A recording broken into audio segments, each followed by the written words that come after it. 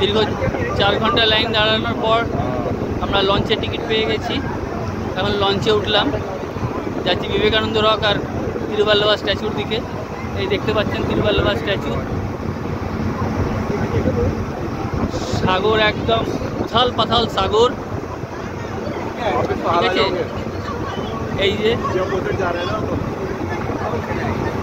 তিরুভাল্লুভার স্ট্যাচুর মধ্যে কোনো কারণবশত কাজ চলছে, যার জন্য এখন নিয়ে যাবে না বা ওখানে গিয়ে দেখাও যাবে না। আমরা বিবেকানন্দ রকটা ঘুরতে পারবো। আর এই দেখুন সমুদ্রের অবস্থা, সাগরের অবস্থা। সমুদ্র বলা ভুল, এটা মহাসাগর। তার অবস্থা দেখুন, চারদিকে সবুজ জল, নীল জল আর নীল জল ছাড়া আর কিছু দেখা যাচ্ছে না। জলের বিশাল জলের বিশাল আওয়াজ এখানে। প্রত্যেকটা গেটে গেটে সিকিউরিটি দাঁড়িয়ে রয়েছে আমাদেরকে দেখার জন্যে। হাতে হাতে লাইফ বোর্ড দেওয়া রয়েছে। লঞ্চের অবস্থা দেখতে পাচ্ছেন। লঞ্চ তো বলা চলে না, এগুলো অ্যাকচুয়ালি এগুলো হচ্ছে আপনার ভেসেল। এই আমার বাইক, এই যে আমার ছেলে।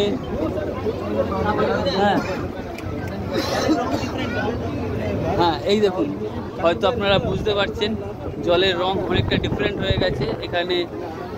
দেখুন দেখুন দেখুন দেখুন, ও বাপরে বাপ, বুঝতেই পারছেন কি পরিস্থিতি এখানকার। জলের এত গভীর, জলের এত প্রেশার যে একখানা বোটকে পুরো একবারে খেলনার মতন ভাসাচ্ছে আমাদেরকে।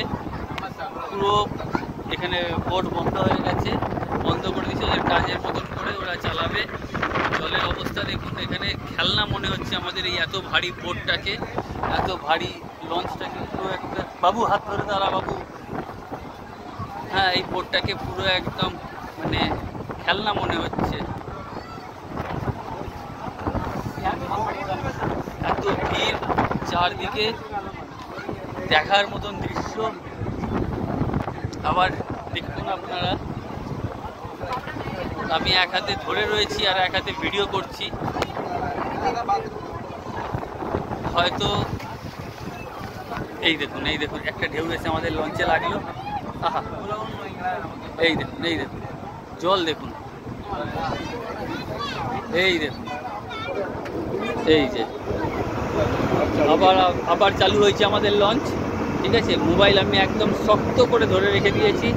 বাই চান্স যদি কিছু হয়ে যায়, মোবাইল তো হাত থেকে যাবেই যাবে, আর কোনো রিস্কও হয়ে যেতে পারে।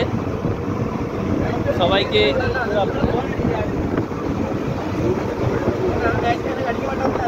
আমার ছেলে ওদিকে চলে যাচ্ছিল, আবার ধরে এদিকে ঢুকিয়ে দিলাম। এই যে সিকিউরিটিরা বারবার গেটে আসছে, সাবধান করছে। এই যে একই জায়গায় দাঁড়িয়ে জলের তোরে আমাদের ঘুরে গেল বোটটা। দেখুন, ভালো করে দেখুন, এটাই হচ্ছে তিরুভাল্লুভার স্ট্যাচু। তিরুভাল্লুভার স্ট্যাচু, যেটা সাগরের মাঝখানে। আর এই হচ্ছে বিবেকানন্দ রক। এই হলো বিবেকানন্দ রক। বুঝতেই পারছেন জলের কি তোর, জলের কি অবস্থা।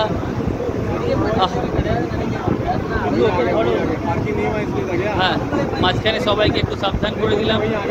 সবাই লাইফ জ্যাকেট পরেছে, আমরা তো লাইফ জ্যাকেট পেলামই না, বেশি লাইফ জ্যাকেটও নেই।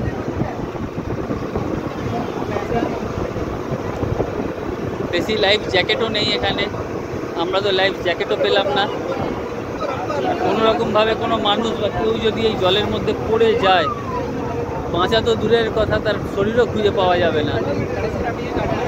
যখন আপনারা এই ভিডিওতে যতটা বুঝতে পারছেন, যখন আপনারা স্বচক্ষে এখানে আসে দেখবেন, তখন আপনারা বুঝতে পারবেন যে সত্যি কি অসাধারণ দৃশ্য। স্বপ্নেরও অতীত যে এইরকম সাগরের ওপরে জলের, তবুও যার জাহাজের ওপরে একটুখানি, জাহাজ বা সাগরের ওপরে যারা ক্রুজে একটু গেছে তাদের আইডিয়া থাকতে পারে, বাট যারা একদমই যায়নি তারা আসলে ফার্স্ট টাইম বুঝতে পারবেন। Okay bye. আবার দেখি ওখানে গিয়ে আমরা পোস্ট করব। Okay bye. আবার আমরা ওর মধ্যে পৌঁছে গিয়ে আপনাদেরকে পোস্ট করছি। Okay bye.